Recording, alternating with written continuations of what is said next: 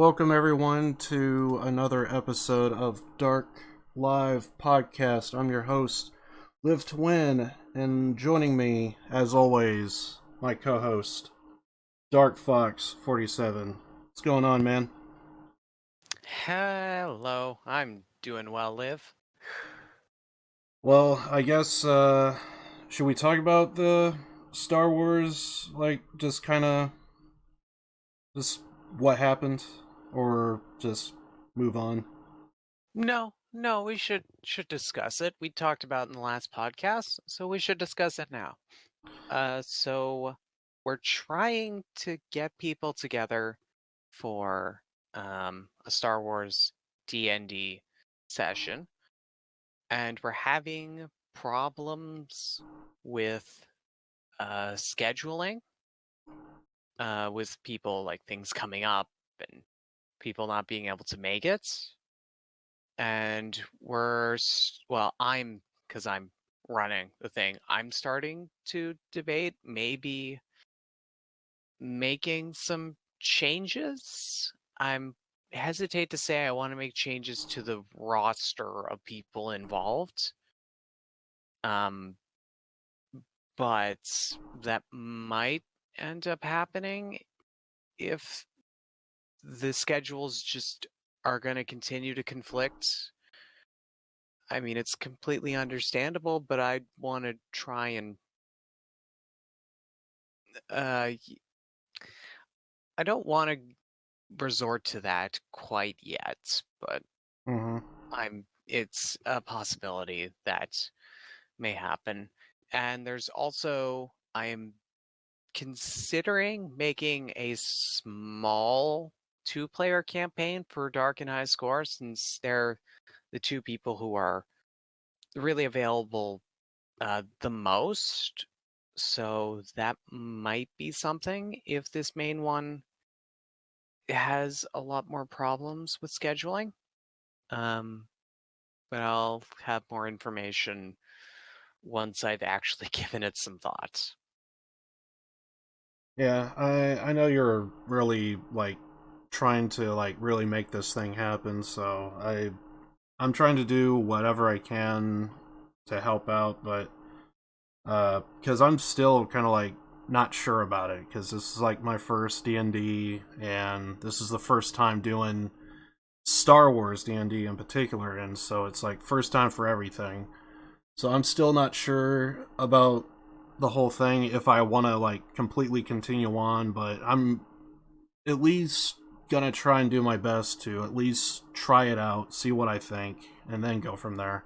So I mean, I still kind of want this to happen just so that way I can see for myself, but I know you've been really looking forward to it, so I hope scheduling doesn't really conflict that hard, but um obviously I thought it was kind of of course this is all Dark's idea, so I don't know, like it it kind of felt like we are just kind of doing, at least this is just my perspective, because this is just what I thought, because I was actually thinking it was going to be next month sometime, first week or whatever, and the whole time Dark was helping me out, build my character, and he was like, "Oh yeah, we're gonna be doing it this Friday." I'm like, "Wait, what?" So I kind of felt are we seriously gonna try and wing it and make it happen? So I don't know. That's just kind of me. So I don't know if oh yeah, and because what was it? I think you ended up telling me oh yeah, we can't do it this Friday because JoJo reminded me of something or whatever it was, and so then we pushed it to next week, and so I thought at that point, well, maybe it wasn't. At that point, maybe it wasn't winging it anymore. You're actually checking in, seeing if schedules lining up and everything's good. So I thought at that point, okay, now we're not just seeing how quick we could do this, but we're actually kind of booking a day. And I think, at least in my opinion, I think trying to book a day is a lot better than just seeing when everyone's available. So I don't know. I just kind of hope that it gets planned out, it goes down smoothly, the best of our abilities, and hopefully it'll be a lot of fun. It's definitely something new, so um yeah. Yeah, just scheduling's a little bit off. I mean, it's partly setting a day and partly knowing schedules because we can't have them on the weekends because Lucky can't make it to those because he works Right. straight weekends. So Friday is one of the better days because it is the end of the week. It's the start of the weekend, and Lucky doesn't work that night. Mm-hmm. So, and it's one that's more free than if we tried to do it midweek, I feel. I mean, we could try and do it midweek, but I just I'm not sure how well that would work. Yeah. Anyway, it's a whole thing, so I just really hope it just all works out in the end. So I don't think there is any more that I wanted to say about it, but I Um, can't really think of anything. yeah, I think we've said everything I've definitely said everything that I know and I'm kind of sure of. It's just in the air Mm-hmm. for just what's going to happen, and not having it this week is not the end of it. Like there's still plenty of time. Like there's really no limit, but it doesn't bode well, especially because with JoJo, he's just like all of his schedules are day to day.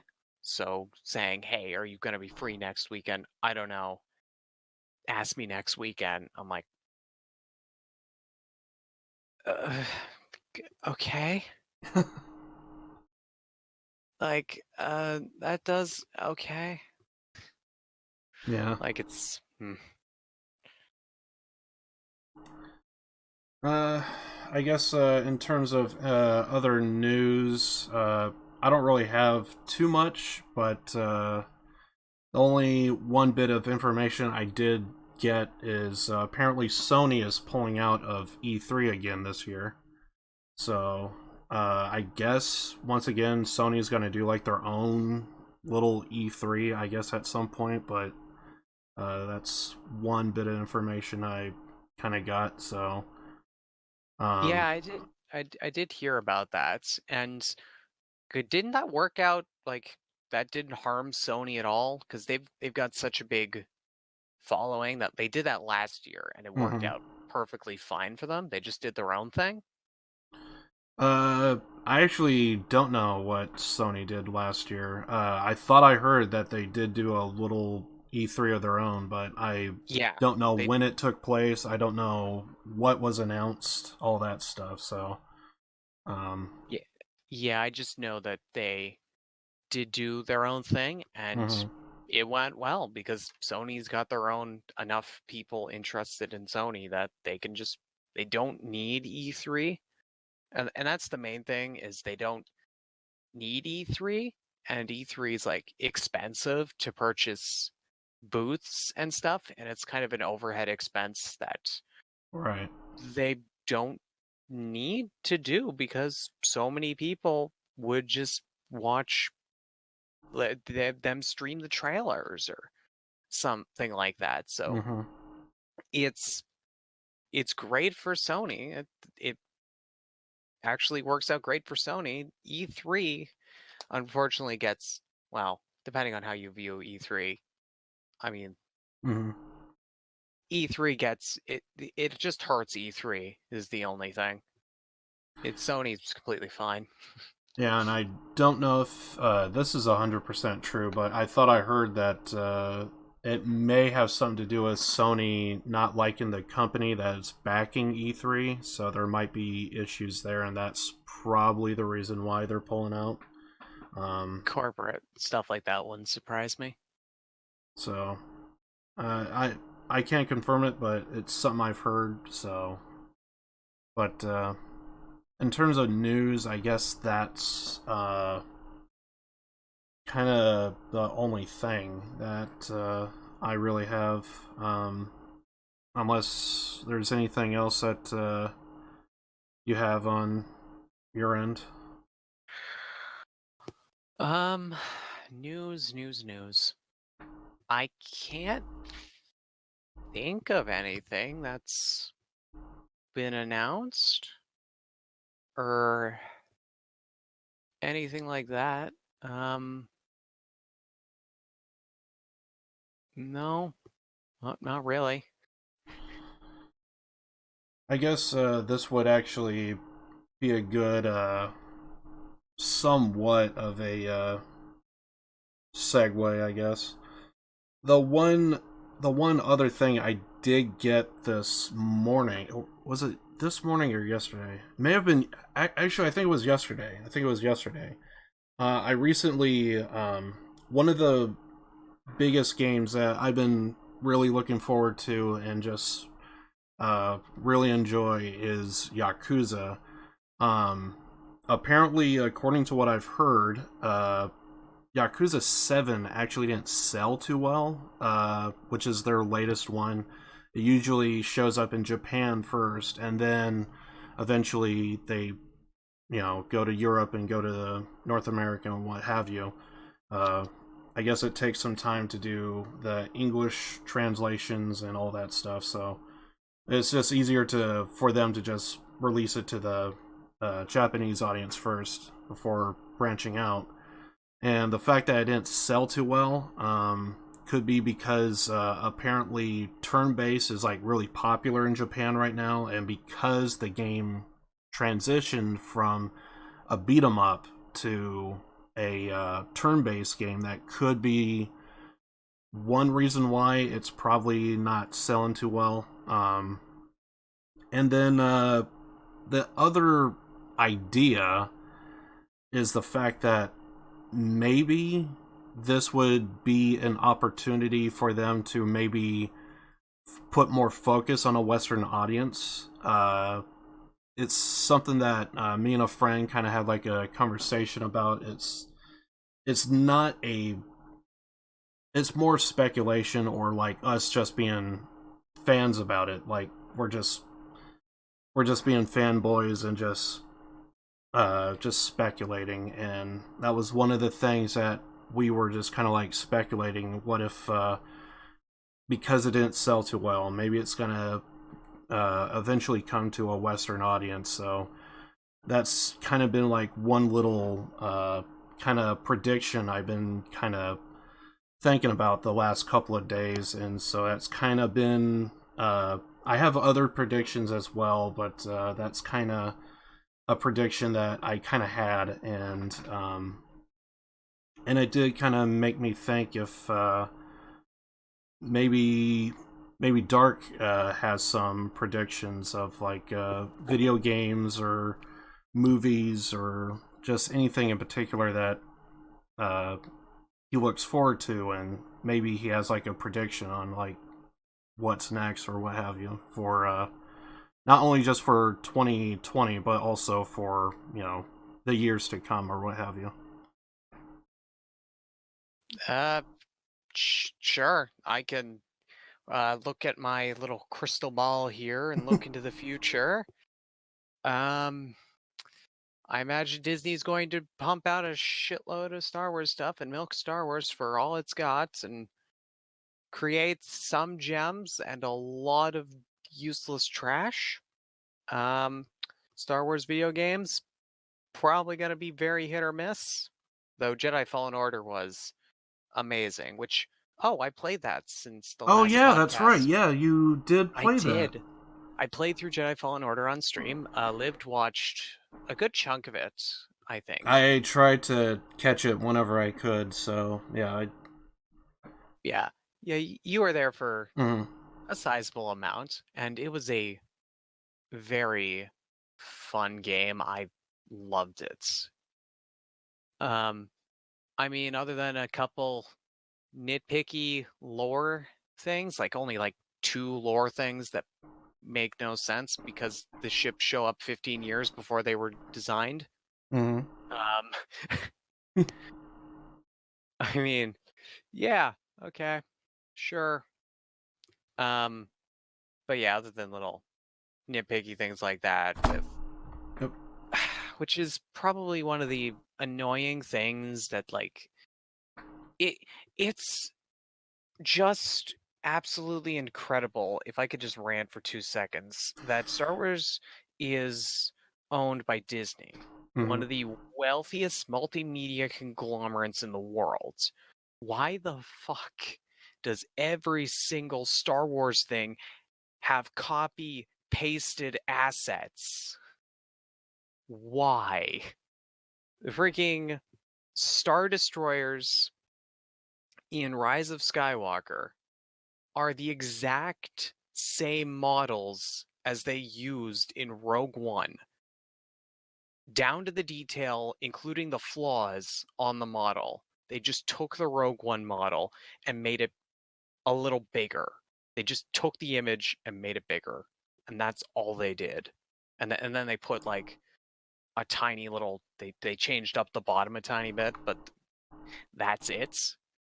Or like they used in Jedi Fallen Order, they used the exact same Star Destroyer model as is used, flaws and all, and bad resolution and all, as in Battlefront 2. I just want to know. Also, the whole thing about like just so many of the Marvel comics, like just the ship pictures are just traces of not just Disney assets, but also fan created work. And it's just like they have no shortage of money. Why the hell can't they just make something? Like it's so annoying. It's like there's no like some of it's just like there's no care in it. It's just make it just make it and make money off of it. And it makes me kind of sad that it's just that it's not a lack of they can't do it. It's just this is cheaper. I think we possibly need to back up a little bit here. I guess I just kind of took it that maybe Dark might actually know about some stuff that's been going on. We completely forgot to talk about your new PC. Yes. We didn't talk about it because it was going to happen, and it did happen. Finally did, yes. So when I said like, "Do you have anything?" and you kind of like moved on, I was like, "Okay, well, I guess now I gotta." So I guess moving forward, I gotta remember that whatever bits of information that I could remember. Right. So anyway, That's also so my let's fault. back up. Yeah. New PC. Tell us about it. The frames, everything. How is everything? Well, I haven't done much testing of it on off stream, Mm-hmm. but I'm really bad at computers. So I'm just gonna say it runs 60 FPS and high graphics grades. They need to be a lot lower when I'm streaming, like at medium and like 30 frames a second, and it streams perfectly fine. But it runs well, streams well.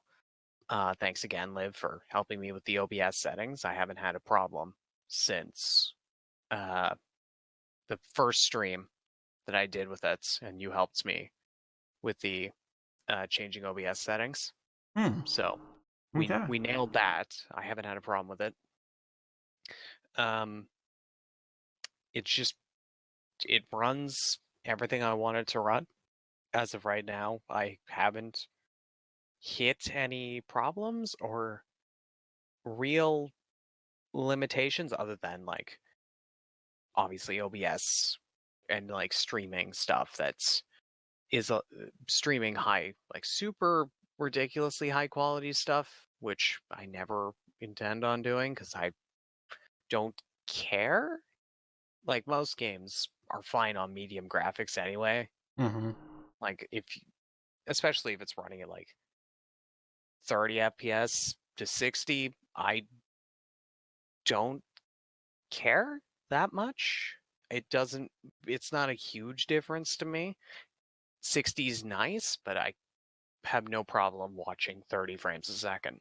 So, Yeah. so it's works very well for what I wanted to do and really what I just basic bitch want out of it. And is it like a pre-built, or did someone build it, or what's did we? it it's a built one, like someone my dad's Oh, friend nice. Okay. built it.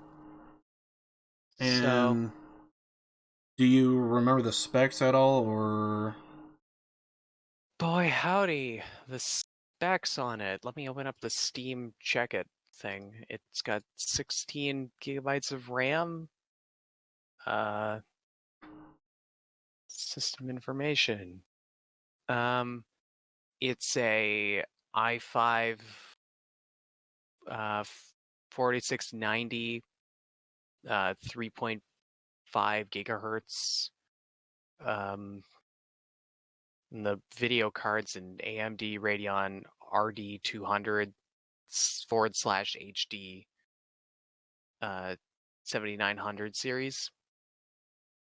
Nice. If any of that means anything, I just know it's not new, but it works well. Yeah. The only thing that because I think I was there lurking when you were doing your. Well, actually, no. I completely missed it. Is what happened. Yeah, I completely missed it, but I went back and saw it because I saw that you streamed, and I think like in your title was like new PC or something like that. And it was you were just doing Payday, and I watched a little bit of that. It was completely after the fact, yeah, because that was it, yeah. Because I think we did the podcast, and the next day I thought I heard, oh yeah, I think Dark said he was going to be streaming tonight. So I was kind of like, okay, if there's anyone that's like a fan of that watches my channel, if you know Dark, probably he might be streaming afterwards. Go check him out. And then I didn't think about it at the time, but I thought, well, I kind of I had to like put up like my monitors, keyboard, mouse, all that stuff. It's not a quick, easy feat. So I started thinking, well, maybe there's a maybe he's not going to be streaming today because he's like putting everything together. Probably doesn't have any games installed. Got to install all those games. So maybe it's going to be the day before or the day after. And then I think I checked Monday. I didn't think I saw anything. And then Tuesday you streamed. So, but yeah, I was like, I kind of figured you were going to do that, but I didn't know that you were going to do it like that late. But, and yeah, so I just kind of like saw that. And I don't know if somehow that one went flawlessly.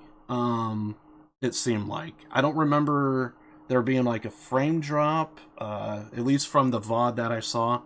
So it's kind of weird that your Payday run went so much better, and then all of a sudden you did Jedi Fallen Order, and like every 8 seconds it's like frame drop, frame drop. So To be fair, Payday is a very basic.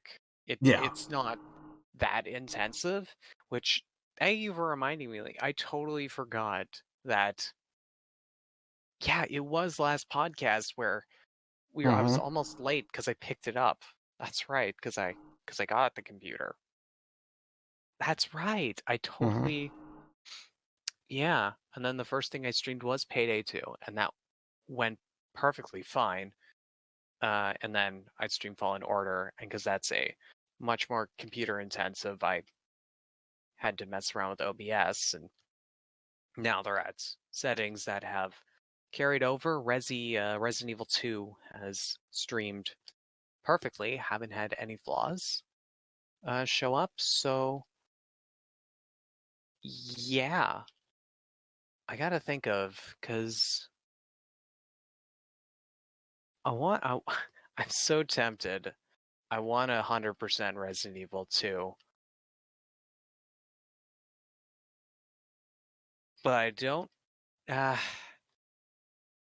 I'm like torn. I want to do it, but I also kind of want to not just play Resident Evil 2 for the next month on stream. Right. But at the same time, I mean,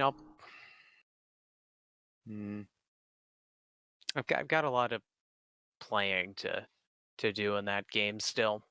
So, because I got to go through the whole. I got to do because I went through the Leon A and then Claire B, Mm-hmm. and I need to go through Claire A and then Leon B campaign.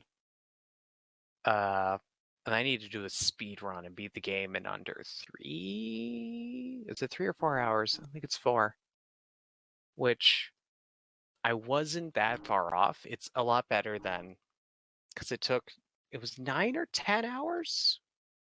My first run of the first Resident Evil game, and then that speed run for that's 3 hours. Mm-hmm. So the gap between speed run and what I did, kind of just half remembering stuff from playthroughs, was not crazy. And I was like, oh, well, this is completely doable. Also fun. And Speedrunning Resident Evil's fun as well. and so yeah, you did the payday. It went flawlessly. I was actually gonna say, when you did, because it was like dropping frames on Jedi Fallen Order. I never did ask, but I just now thought of it. Um, on your end, as you were like streaming and playing, your end, like what you saw visually, the game just ran beautifully and everything else. Because on my end, obviously, it's like frame drops, but that has to deal with like internet. But it's a single player campaign, so I started thinking, like there was no like frame skips or like uh I think in that first stream, yeah, no, there was. I think so there was like some there jagginess and was like some frame skips. okay, yeah, Yeah. because if that's the case, then it could be again just me thinking out loud, and because I used to stream on a laptop and I still use it, like I'm using it to stream this podcast right now, and when I did that, it worked a lot like your laptop to where if you have OBS and a game running at the same time, it really bogs down the system. And it just, you're either going to get glitches in your game, or because I don't know, I can't confirm if it is a glitch with like just a system overload. But when we're doing the Payday RP, there was a moment, because I went back and saw your end. There was a moment to where we were doing a Shadow Raid. I think someone in your chat said something along the lines of, "Why are you bouncing around every single time you get on a ladder?" And I started thinking, I wonder if it's because your system is so bogged down because you got Discord, you got the game, you got OBS, and I started thinking, I wonder if that has anything to do with that. So I started thinking, well, if like glitches like that could happen because of just just having too much going on, I started thinking, I wonder with the frame drops of uh, Jedi Fallen Order if that was like something similar to where, oh, I wonder if on his end it's like skipping a little bit because it's like, it's a little dated. It's not too old, but it's also trying to play a more modern game, so it's gonna have like a lot more. It's gonna need a lot more attention, and there you kind of have going, kind of almost like your laptop all over again, to where it's like it's trying to decipher: should we upload the video to Twitch or should we focus on the game?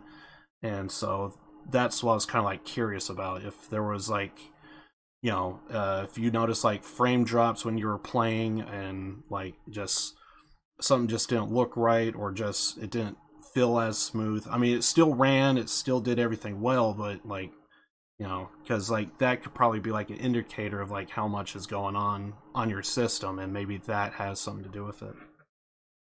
Anyway, it's just me thinking out loud. Yeah, no.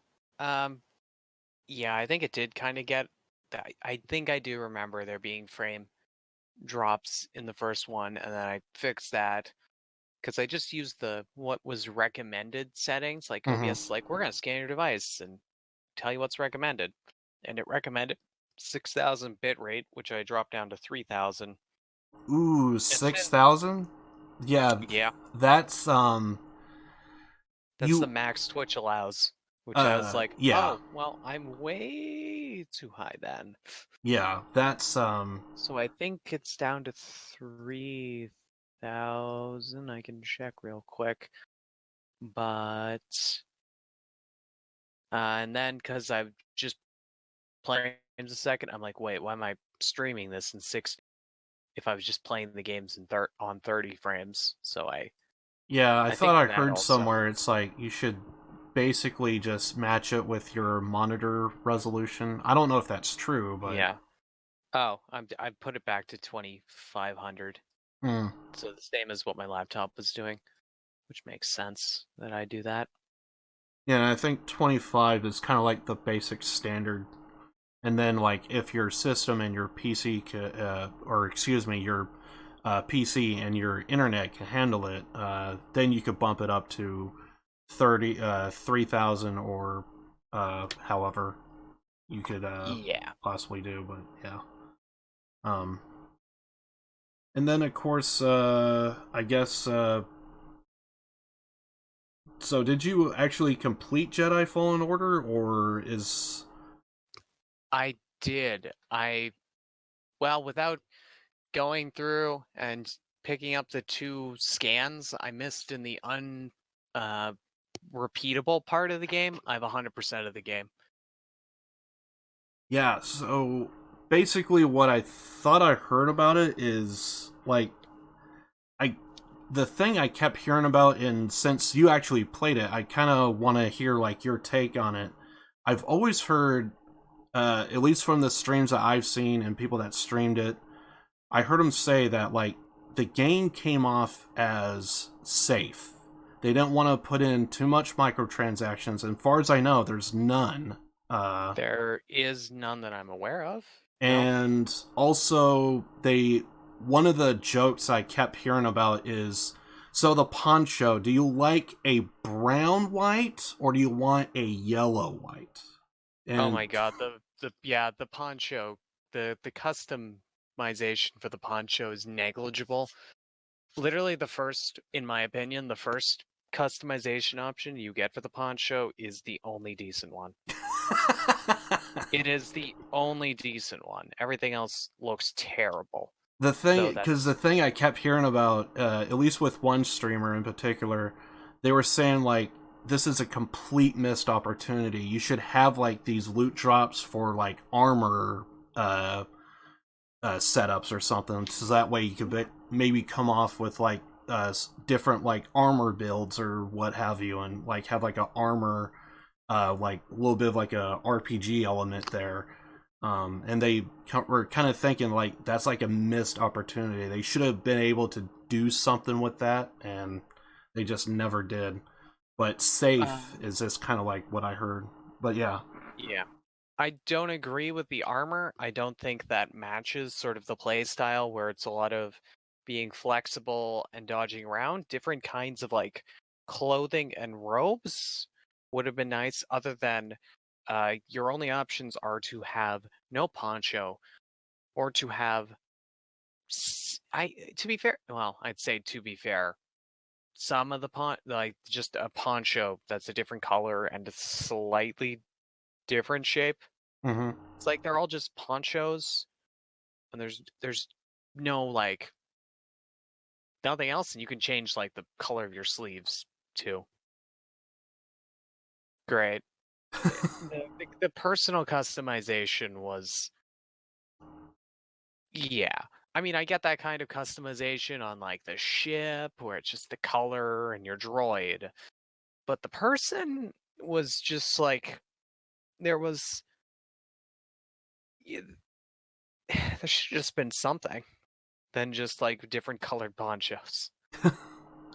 Yeah, it's just something I've heard, so I figured maybe bring it up since you actually played it. How about the characters? Like, was there like enjoyable characters that you liked, or uh, anything in that regard? Characters I liked. I like the antagonist, the main antagonist of the game. I don't I want to say names, but like well, I can say like the eighth sister, the one inquisitor. I liked her as an antagonist. The last sort of incident that happens at the end, um I don't want to say it because it's spoilerly. Like Right. it's a great like it's like, oh my god, that's awesome. Oh, I'm so fucked. It's sort of like a oh my god moment of like this isn't going to end well. Um uh Crew, I like the crew. They had a nice little dynamic, though I could see the sort of one critique is that there's not enough time of like bonding between the main character and the crew of Mm-hmm. your ship. It's like almost immediately slips into like chill, we're kind of like buddies now kind of feel to it. And that's kind of I can see why some people are like, it feels a little rushed, but the dynamic is fine. They just kind of moved a little too quickly into the dynamic. The one character I love the most is this one like the last surviving Dathomiri Night Sister, who, based on the outfit and how the voice is, basically becomes, I guess, in a way, becomes the next Mother Talza, who's like the leader of the Night Sisters, and gets, I don't know if she gets killed, but the Night Sisters get wiped out, and I don't remember if she dies, but she gets messed up very badly in the Clone Wars TV show. Right. And I loved her character. She had a great character. Unfortunately, she didn't she wasn't in there for as long. Well, to be fair, you kind of when you get her, you if you keep doing the main quest, you just end up going to the last little leg of it. But I guess if you didn't do all the exploring beforehand, you would have a little more time with her as you're going to the different planets and picking up the stuff. Right. But I kind of felt a little disappointed because I really liked her character, but I'm like, I didn't leave enough of the game left to fully to fully experience this character. I was a little sad about that. Yeah. I guess the only other thing that I noticed about the game was there was I forget whose stream I was watching. I know it wasn't yours because it was like weeks before. I think it was when the game first came out. There was I don't know her name, but she's I guess part of the crew. She's the black woman. I took one look at her face, heard her talk, and I was like, I don't think that's her. And I was anticipating it's not going to be her, and it turns out it is who I thought it was. I know the actor. Her name is Deborah Wilson. There's a old TV show, and I was kind of hoping to maybe do it for like a movie night, but it's so hard to like find episodes of it. But there's a TV show called Mad TV that she used to be on. uh, and she's very funny. Great actor, comedian, and uh, I could try and look through the VOD of yours and see if I could find a scene to where you're kind of like with the crew, but she was What was the name of her again? I got the I Deborah Wilson, I think is her name. uh I think she did marry someone, but I think they Deborah also got divorced. But Deborah Wilson? Wilson's kind of uh Oh yeah, she plays Seer. okay. Yeah. Yeah. I I'm very familiar with her work on Mad TV. She is hilarious. I She always cracked me up laughing a couple of times, but she's really good. So it's nice to know that she kind of was able to move away from like Mad TV and like be able to actually uh, get into something serious. Because like with Star Wars, I can't imagine like if something went very well to where like they probably are not gonna like reuse the same characters or voice actors per se. So it seems like they would maybe do that if it was successful. Yeah, which I'm hopeful because it's called Star Wars Jedi Fallen Order. Yeah, I'm hoping that it's gonna be like the old Jedi Knight series. Because there's like Jedi Knight. There was a lot actually. There were one, two. Well, it was the second game. It was called Dark Forces, and that was Jedi Knight 2. Because like the first game wasn't called Jedi Knight, but then the second one's called Jedi Knight 2. right. And I went all the way up to Jedi Academy, which was a fun one. I might play that on stream if I could actually get to capture sometime. That was a fun. Oh, that was original Xbox, and I haven't played that in forever. But yeah, I'm hoping because as far as I'm aware, Fallen Order did well, and I Hmm. really hope this sets a precedent for or precedent. I can't. There's a specific way to say that word, and I always forget how to do it. For a Star Wars game, because Battlefront 2, it's fun. It's a fun game. The problem is the whole controversy over the loot boxes, but there was nothing bad about the game, just the loot boxes, and then they've completely changed it now, which is funny when you see people trash the game or like go into people's streams who are playing BF2. It's like, how dare you enable this loot box game? And it's like, you're serious, right? Those mechanics that you're complaining about have been gone for over a year. Like, they've been gone a long Hmm. time. And I should, meh, I don't know. I'm just now debating whether or not I should get Battlefront 2. It is a fun game. I played it on my friend's PlayStation. Um, yeah, but if they could just keep making just fun, interesting Star Wars games like they used to, Right. I I can't think of many bad Star Wars games. Um, but yeah, it'd be very nice to see them make more.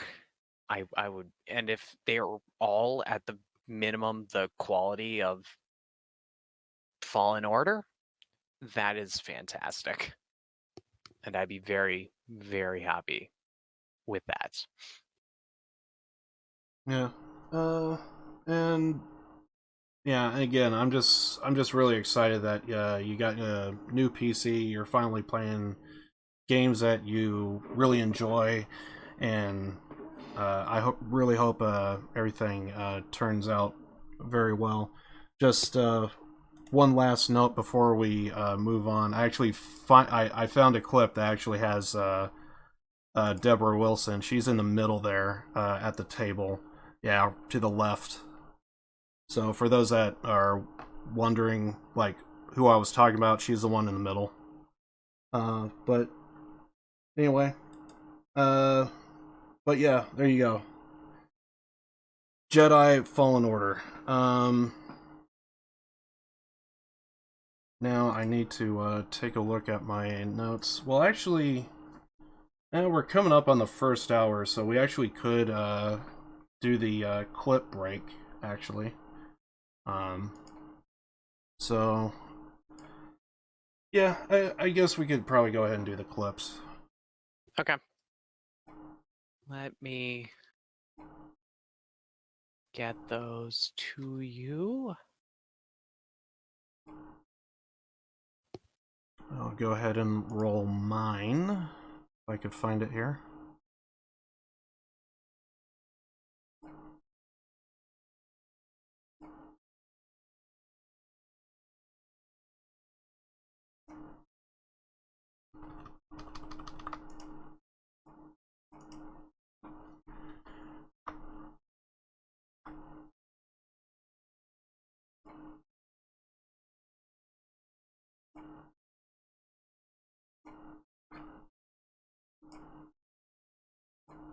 Hmm.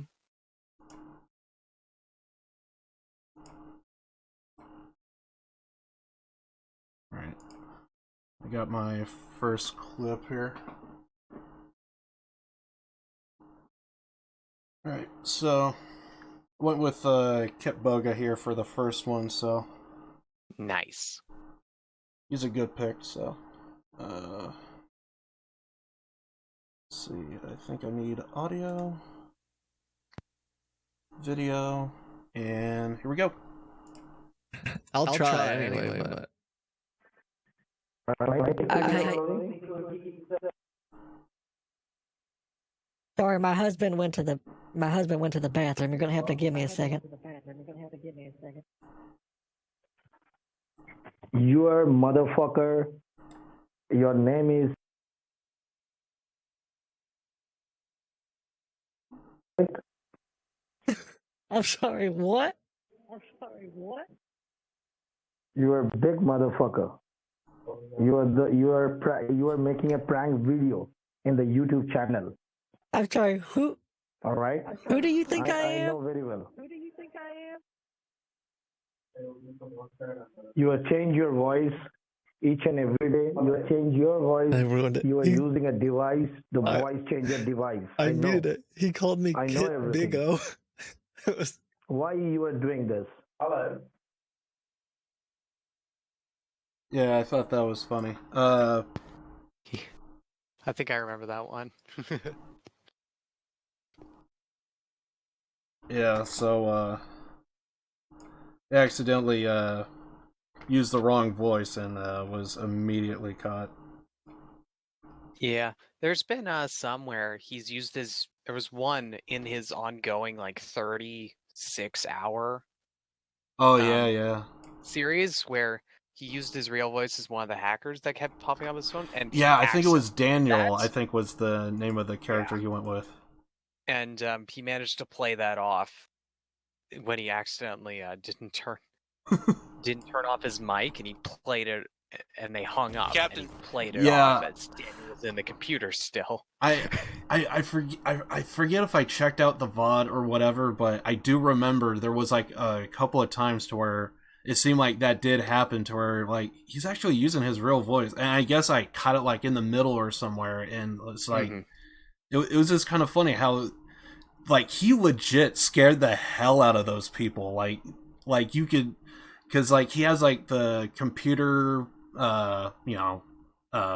display up, so like you could see like all the stuff that they're trying to do. They're trying to like shut down, like I forget, like search stuff, because I forget what the hell was going on, but yeah, I remember stuff like that, and I thought that was so funny. Oh, speaking of which, the last part of the 36-hour saga is airing in an hour.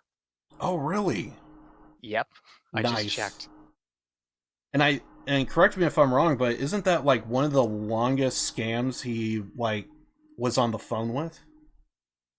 Yes. I think the longest before that was either 20 hours or 12 hours. I can't remember. Yeah. Was the longest he's ever had someone going. This was over like weeks. I was like 36 hours. Like, oh, it wasn't all in one go. Right. I was like, that's ridiculous.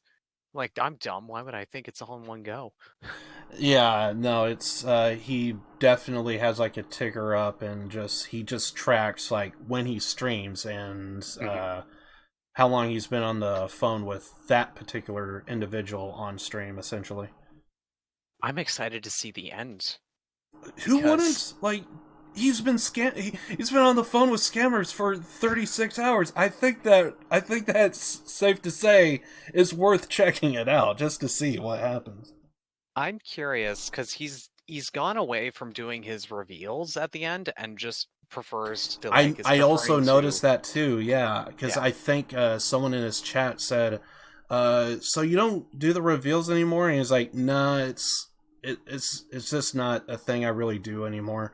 The only time to where he would do like a reveal, so to speak, is when I remember I was watching him somewhat recently to where he was with somebody and they were like really desperate to try and get anything out of Kit Boga, and they were turning to like the whole suicide bit, and he was like, no, yep. stop, we're not, no, stop that. And he was and that was like the one time to where he's like, you know, I come across a lot of scummy people, but like this is too much. And yeah, I remember that one. Yeah, as far as I know, that's like the only time to where he like does reveals now is when they go way too far, and it's like, okay, this has to stop. So yeah, there was one the other day where the guy was just going so hard at extorting his character that he went and broke character, but the guy was so engrossed in not believing this was a fake call and just assumed it was the husband, who was being voiced by Milton actually earlier. If you haven't seen that, I'm fully aware. There was definitely one moment to where Milton actually he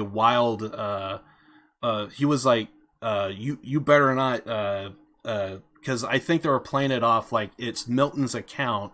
And yes, yeah, that's the one. Okay, so that's okay. You touch my bank account. I seen that one. And it's great. And if it's the same one I'm thinking of, I think it was Kit was playing the wife or wife or girlfriend. Milton's ex-wife, I should say. Yeah, that was it. They were exes, and they were playing it off like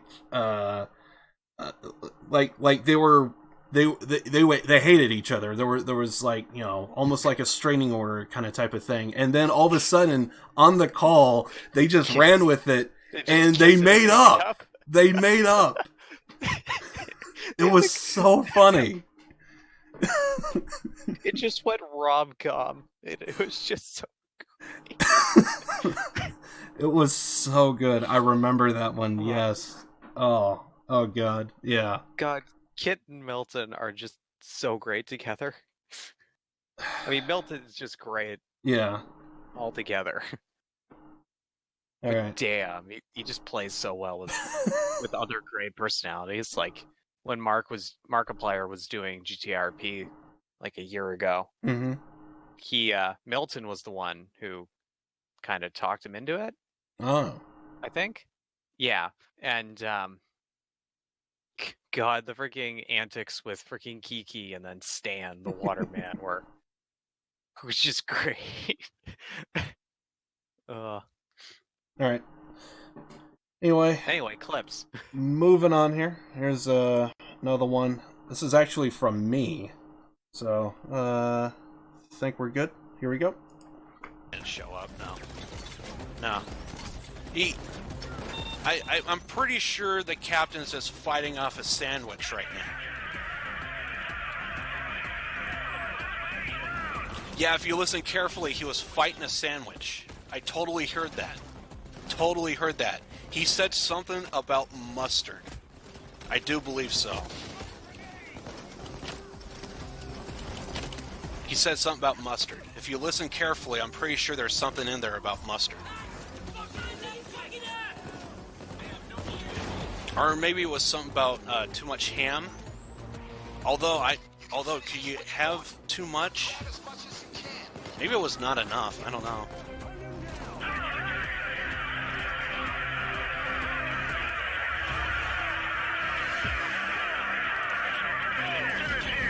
Yeah, it was mustard. It was totally mustard. I heard it. Oh man, that was an old one. Yeah, someone in my lobby was using like you could like spam just like about anything, and after a while I just started noticing it, and I was like, I'll go ahead and have fun with it. So Yeah, I mean, might as well.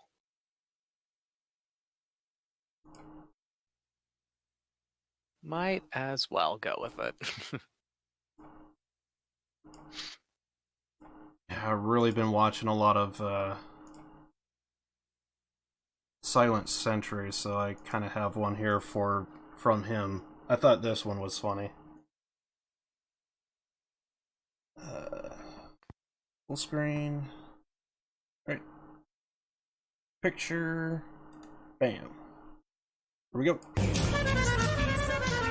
Blind turn, blind turn! Look out! That's your fault, jackass. You heard the siren. Yield for a goddamn. Oh! God! Whoa. Damn it to hell! Ah! What is your goddamn problem, huh? Son of a bitch! God damn it! You know what? That's it. That's it. Fuck? Ron Ottoman live, Weasel News, on the scene. These gentlemen driving recklessly, speeds upwards of 100+ miles an hour. They've struck in my news vehicle. Fucking fix this. This man right here, license plate number 7I7163HV. These men responsible for the death of multiple people in the Vinewood area, driving recklessly. Multiple children have been injured, confirmed dead, at least one. Gentleman wearing a blue hat, 5'9". Looks like and the carnage continues. Now they are blocking traffic, and more injuries are occurring.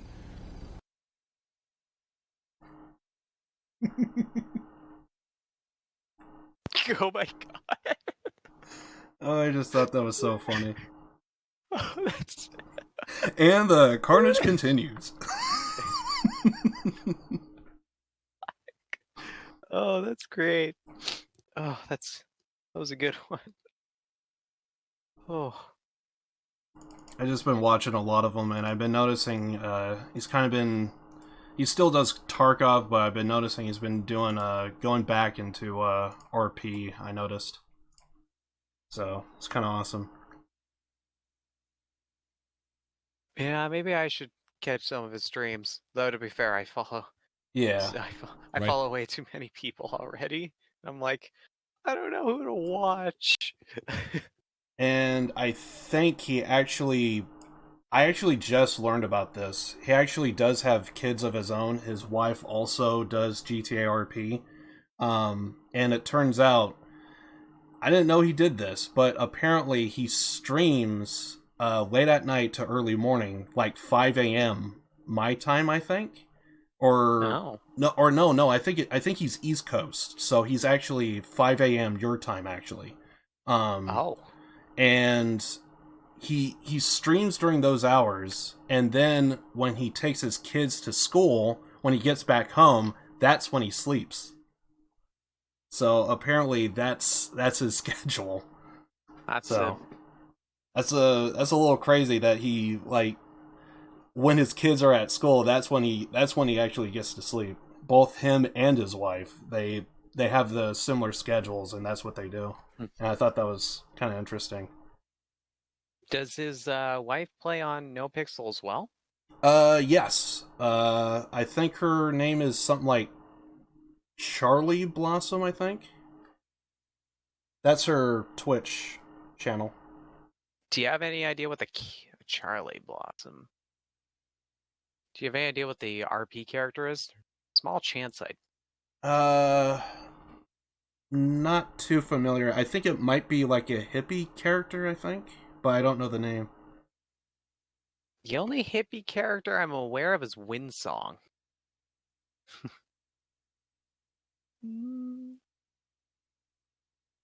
I don't know. Yeah, that's the only hippie character I could think of on this server. Right. Yeah, I don't know too much about the character. I'm not even sure if I'm even getting her Twitch channel right. Alright, I'm just double checking. Alright, I think we're good here. Okay.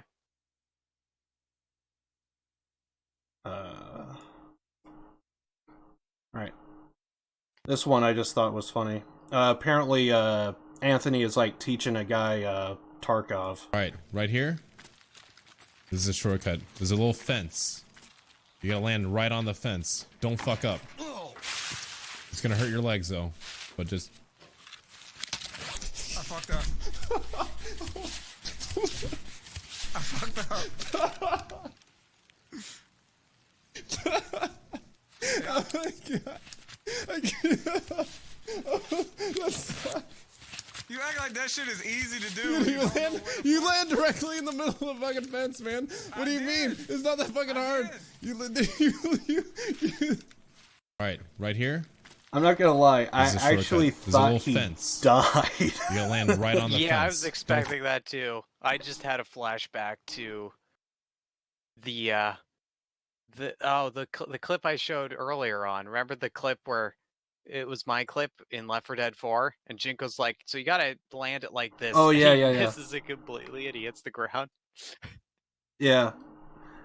When I first saw this, I guess I just cracked up laughing so hard that I just never noticed. And then at the end here, I noticed that the guy was still alive. It's just, I think his legs is like completely blacked out, which in the game, it means like it's almost completely inoperate. You can't walk on it. You can't put any weight on it. So, Oof. yeah. The mechanics in, what is it? Escape from Tarkov is very realistic. So if you take damage in the arm, like, your aim becomes wobbly. And if you damage your legs, you notice that you walk with a limp. You run with a limp. So it's really kind of interesting that the way those mechanics work. Damn. Yeah. Sounds like a game I'd have a hell of a time with. Yeah, there's like RPG elements to it, and Tarkov is really something. It kind of blew up on Twitch recently. They had like a discount for the game, and what was it? They were doing drops, and it actually, there for a while, it was actually doing better than like Fortnite, I believe. And like right now, if you like, of course it depends on the day on who's like on and stuff, but some days around certain hours you would notice that Tarkov actually still beats Fortnite from time to time, and it's all because of those drops that they did recently. Yeah. All right. That's GTFO. Have you heard of GTFO? Oh yeah. That's that game. That's kicked off recently, or at least like Markiplier and Jacksepticeye have been playing it, and Lucky's also been playing it. It looks great. Like, and it's in, what's it? Is it in beta, or it's in beta? I think it's actually. I was like, is it in alpha? I think it just got out of alpha. I think it just got out of alpha. I find it like absolutely incredible that this is coming, like this is like early beta, and it's basically a fully functioning game, where most games there's nothing there even up to release. Yeah, like it's just so, there's just so much to it and so much finished, and it's not even the full game. Like that just screams promise to me if they keep going down this line. The one critique is like they should improve like the gunplay a bit more, like make the gunplay a little more like impactful instead of like you feel like you shoot like paper clips. Right. But other than that, it's just a super hard game. You need to be super tactical. And sadly, it's moments like this that I wish Crazy for Blood actually has a mic and would actually talk to us, but because he actually played, I think, during the alpha stage, and sadly, he just... The thing about Crazy for Blood is he doesn't... he's Greek and he doesn't like his voice, to the point to where he doesn't even want other people to know what he sounds like, so... Because of that, I can't... It was definitely a moment to where I was like, I wish I could bring him on the podcast so that way we could maybe talk about GTFO, and but sadly, because he doesn't like his voice to the point to where he doesn't even want anyone to know like what his voice sounds like. It was like kind of missed opportunity, because I would really love to sit down and talk to him about it. You can use a voice changer, or just use Google Translate and just. Oh yeah, have it that's talk. yeah, that is true. Nah, that's. I mean, it's probably just more than that though. Just Right. like I say that like that's an easy way out. Just like just use a voice changer. It's still the mentality there. Your voice kind of leaks through. Yeah. So these ones I have, I think the first two, wait, let me look at the order. It's actually like the first two clips are actually like a two-parter clip, and then the third one's like not related. All right. But this one's, I was like, I need to put both these in. All right, I'm going top to bottom, so okay. I hope you got the order right. I did. Okay. I did get the order right. All right, so here we go. This is the first clip, or at least should be the first clip. Anyway, Here we go. Oh.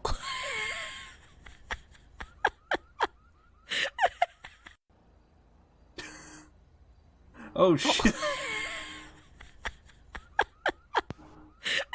Straight up headbutt. They were playing with the new.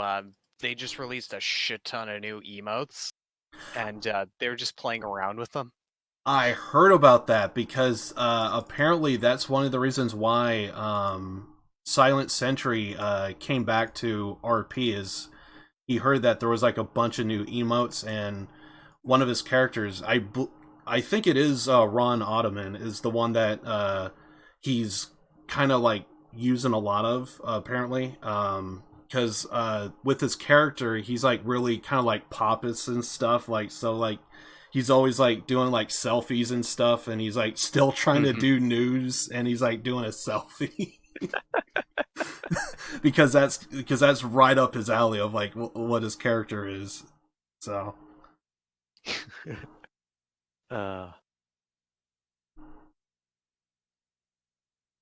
anyway, video. Wait, did I? Oh wait, I didn't grab it. My bad. I thought I grabbed it. There we go, now I grabbed it. Yeah, and then this one would be the second part to this this one. Here we go. 1, 2, 3. Tit slap, bam! I just got a text from Tessa saying nice shot. Wait, Tessa what? Tessa, what the fuck? She's across the street. Is that Tessa over there? What the fuck is she doing? Is she? What? Where? Oh. I see. Wait, what the fuck? She's just. What, right? She's just watching us through binoculars. What the fuck? What the fuck? Somebody took my binoculars? Someone took my camera the other day. What a piece of shit. I don't have binoculars. That was the first pair. That's the only pair of binoculars.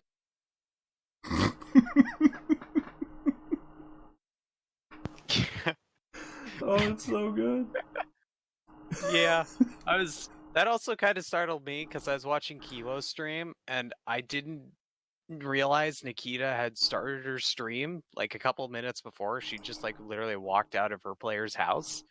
So when she got a text from Tesla, I was like, wait, what? I was like, oh god, I hope someone clipped that one part, clip both those parts because like I want to show that off. That was funny. Oh, that is so good.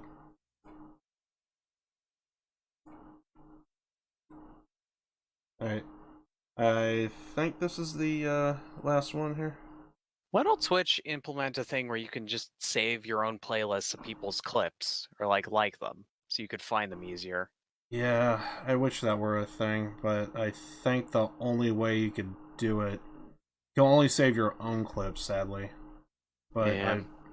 I would love to see like a feature to where you could like save your own clips and stuff. So yeah, I feel you there. Yeah. All right. Here we go. 3, 2, 1. Oh shit. You think that one's gonna be a long one? I believe it's in this city. Oh my god! Oh hell yeah. City or oh shit. Wait, where did that come from? I believe it's Oh in this city. shit! Oh my god! Oh hell yeah. City or Wait, is that a person? You think That's that a one's police gonna be a long car one? chasing a bicycle. Oh, okay. Yeah, because I saw something If in you front look of it, closely, and I was like, you see wait, the what? bike and the police car. Yeah. Yeah, if you're watching, you just see the bike and the police car. Go Because there for a second, I was like, wait, did that cop just run over a person? It's like funny because Nikita, her character, was the only one who saw that. Everyone else is like, "What? What happened?" It's like that cop car just jumped off the parking garage roof after a bicycle. A long one? I believe it's in this city. Oh my god! Oh hell yeah. All right. Well, that's it for our clips. So I guess I kind of ruined my segue now because the thing I was talking about with the Yakuza 7, that was kind of one of the news that I kind of heard about, and just kind of leading into like my predictions and stuff. It was kind of like because not only is Yakuza 7 not selling too well in Japan, and my hope is maybe they'll put a little bit more focus on a Western audience, hopefully get the game out that way, but a couple other things that I kind of thought of is, at least prediction-wise, is my two favorite studios is, of course, Rockstar Games and what is it? I think the name is I just call them RGG Studios because apparently they go by the same name of Excuse me. In Japan. In Japan, it's actually not called Yakuza. It's called something like Ryu de Gotoku or something like that. So, Gee, I wonder why they wouldn't call it Yakuza in Japan. Probably because they want to live. One of the things I heard is Yakuza is kind of very, very powerful in Japan. So I pretty much like the nightlife is pretty much all owned by the Yakuza. Yeah, I was being sarcastic with that. I know. I'm very well aware of what the Yakuza is. And I'm not sure if like other people know about that. I kind of feel like not a whole lot of people know about that, so I kind of feel like I wanted to point that out. Like, yeah, that's the thing. That reminds me to a time it was first year university in an English course. We were reading a book, and it had to do with the Yakuza. Like the Yakuza was a part of it. They weren't a major part of it, but it was a part of it. And the teacher asked if anyone knew what the Yakuza was. And I was the only person who knew. I'm like, I was the only person who knew what the Yakuza was. And they're like, oh, well, what is it? Like, how do you know about it? I'm like, what? Like, being questioned, kind of like, it didn't, I don't remember exactly what they said, but they said it in a tone of like, kind of like, I don't know, not believing that I knew what it was. I don't remember specifically what they said, but it was just the tone of like not believing I actually knew what the Yakuza was, and I was like, okay, well, It's pretty straightforward. It's like it's the Japanese mafia. Yeah. Except, well, I guess like the mafia, but specifically I guess they would be somewhat similar to the Sicilian mafia, but the Yakuza and the Sicilian mafia operate in very different ways. For the most part, they just have like different traditions. One of them actually does show up. One of the traditions that they show is actually in Yakuza 0. If anyone ever plays it, there is a little bit. Sometimes they do it ceremoniously. Other times it's to show honor and respect. Like basically, you hack off a pinky is basically what it is, and sometimes it's out of ceremony. Sometimes it's more like a ceremony because it's a case of like they're willing to lose a life and limb physically, a physical limb for this family is essentially like their code. And sometimes it's like ceremony to where it's like it's an actual thing, like this is how much I'm willing to go. Other times it's a case to where it's like a punishment. Oh, you weren't supposed to do that. Well, now you gotta actually, we need something from you. And sometimes they would take a pinky. And so like they have different traditions. I do know tattoos also does play a lot. So you would see a lot of, and plus tattoos, because of the Yakuza, the tattoos are actually illegal in Japan, which is kind of weird because, well, actually, I don't think it's illegal. I think it's like more like a frowned upon kind of type of thing. Like cops will have more eyes on you, I think is the case. I mean, you could say that about really anywhere. Usually, depending on like the tattoos, like it or not, there's biases towards certain tattoos. And at least with the Yakuza anyway, they would if you ever notice, like you would notice there's like a decent space, like if they have like a torso tattoo kind of type of thing, and they would have like no tattoo like in the center of their chest or something like that, and it goes like straight down to their abdomen. The reason for that is so that way they could have like a shirt and they could like have it unbuttoned, and the tattoo wouldn't really be seen if they have like an open shirt kind of type of thing. So curious. So if you ever see like those kind of type of tattoos, it's because they would sometimes have like a open shirt kind of type of thing. So but yeah, anyway. What was I gonna say here? So yeah, like I just been thinking a lot about like Yakuza and the way I just been thinking about the game Yakuza and like the way I hope it's gonna turn out. Basically, I mean, besides the fact that I wish because it didn't sell too well in Japan, hopefully they could maybe find a secondary audience with North America and throughout Europe, the English-speaking audience, and hopefully it would do well there. And of course, besides that, the other thing is, what is it? They kind of been doing like a remaster to a degree with the, what is it? The I forget their edition that they call it, the Kiwami edition.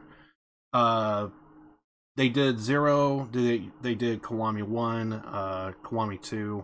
I believe I had someone come by my stream and they pointed it out that it basically just means extreme is what Kiwami stands for. So the Extreme Edition, and that's kind of what they released to PC.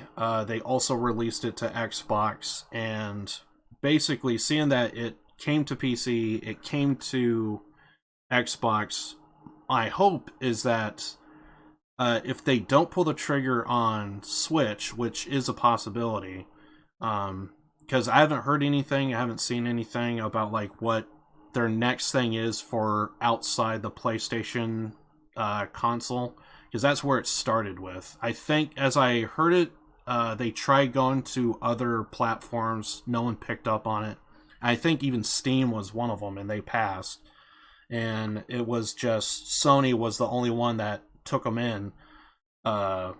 So they just been releasing it. I don't think it was ever like acknowledged as an exclusive. It's just understood that PlayStation is the only one that's going to be having Yakuza. So it was kind of exclusive to Sony because of that. And then they started branching out to PC, and that was awesome. And then I didn't hear anything about like what was the next game that they're going to release to PC. And then all of a sudden they released the same games that they did for PC for Xbox. So when I heard that, my prediction is either for 2019 or for the years to come, I think what they're probably going to do, if there is a possibility, they might go to Switch next and like do the exact same thing over again.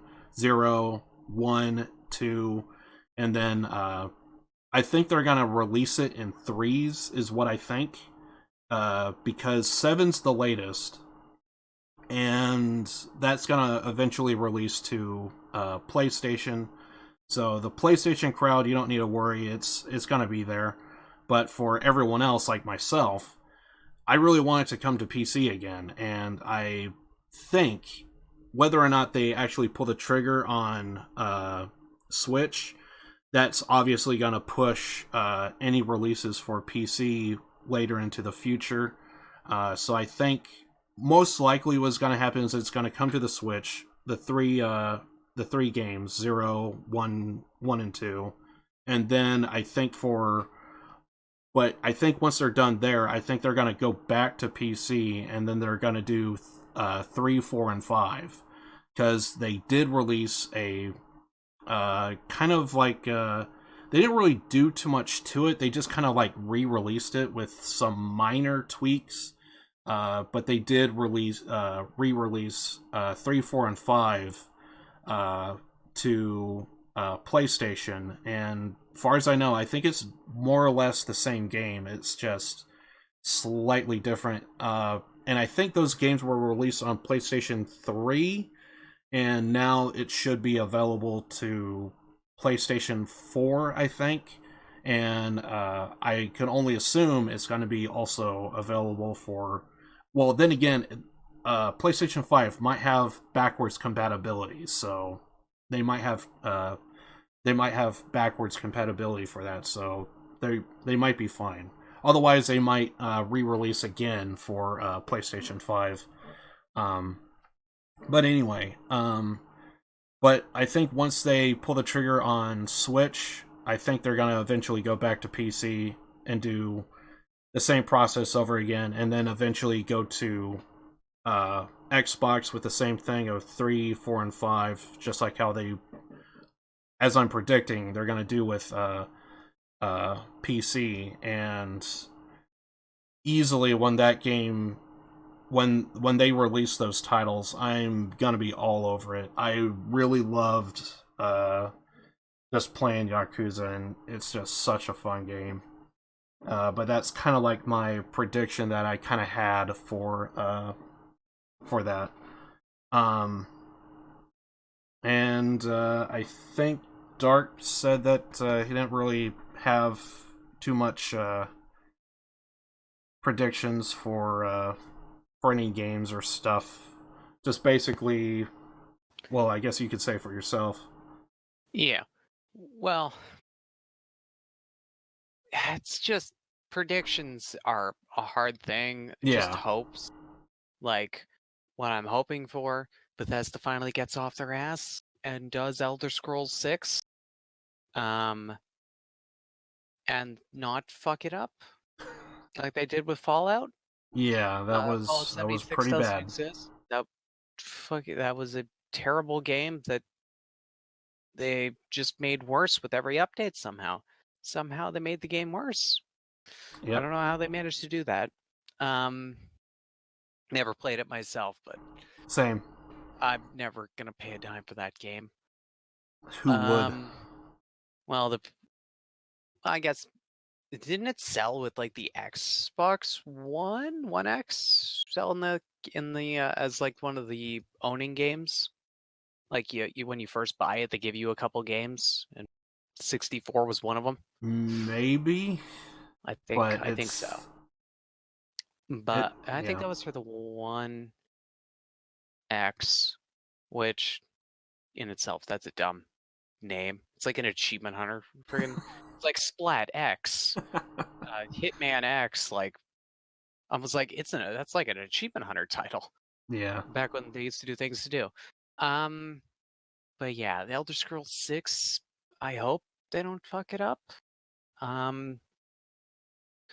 Let me think. I hope they come out with the new XCOM game. It's been forever since XCOM 2 released. I actually thought I heard there's a different game, but it has. I thought I heard it's from the original XCOM developers or people from the original XCOM. They came out with the game, and it's exactly like the same mechanics, but it's under a different title, and I forget the name of that game. And I think right now it might be a Epic release exclusive. I forget the name of it, but I remember hearing about it, and it's Xenonauts 2? I don't. Maybe? I just typed in new XCOM game, and it just said video games /XCOM. And that was one of the things that came up. Phoenix Point? I don't know. I think it might be Phoenix Point. Okay. It might be Phoenix Point. Phoenix Point, turn-based strategy game from Julian Gollop, creator of the original XCOM. That's it. Phoenix Point. Interesting. I have to look that up later. It's supposed to be like slightly different mechanics, but it's supposed to be pretty much XCOM to a degree. What all they did different, I don't know too much because I haven't played it. I just heard of it, and I think I've seen some streams on it, but it's been months since I last seen it, so... Yeah, when did that release? Released December 3rd, 2019. Interesting. Spiritual successor to the XCOM series. Oh, it's the original developers, like the games That's that what were I was in the saying. 90s. Oh. Yeah, the original Not developers. like the reboot. Oh, interesting. Interesting. I've only ever played the new reboots. Yeah. Like the Enemy Unknown and then XCOM 2.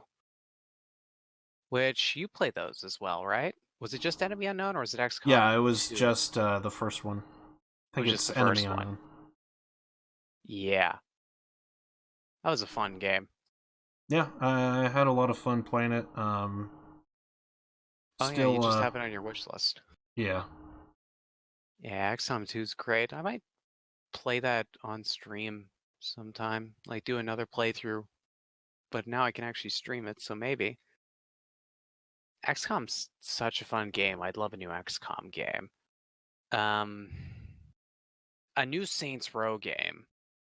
That would be great. And I thought I heard that is in the works, but there's like no release date or any information on it. It's just it is supposed to be taking place, and I thought I heard it's supposed to be going back to the streets and not where they were going with it from, where they last left off, president, space, that sort of thing.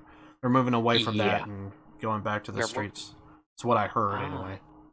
I'll be interesting to see what they'll go with. Yeah. I'm definitely interested myself to see where that goes. Yeah, I hope they keep I hope they keep a balance of the fun gang mechanics, but also like just the Saints Row like just found its own place of just like it stopped being a GTA clone and was just like we're just gonna do crazy shit. Yeah. That is that I loved.